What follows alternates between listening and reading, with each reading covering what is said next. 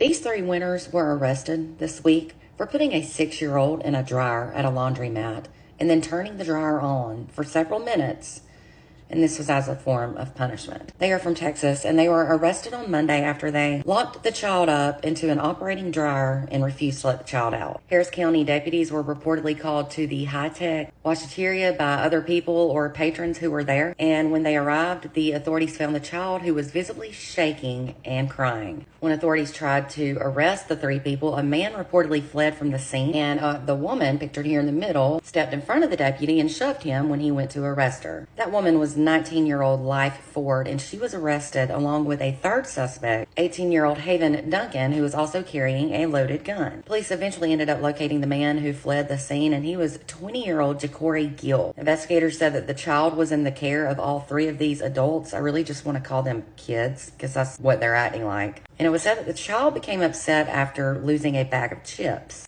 So Haven reportedly put the child in the dryer and then secured the door, while Life and Jacory also refused to let the boy out, and that was until the chips were found. Bystanders who were at the business said that the child was in the dryer while it was going for about 5 minutes before they called 911. Reportedly, surveillance video was said to have shown one of the suspects even helping Haven hold the door, while the third suspect put money into the machine to turn it on, and they let it run with the child in it. The boy was checked out by paramedics who arrived at the scene, and it was said they were released to a guardian who came to the scene.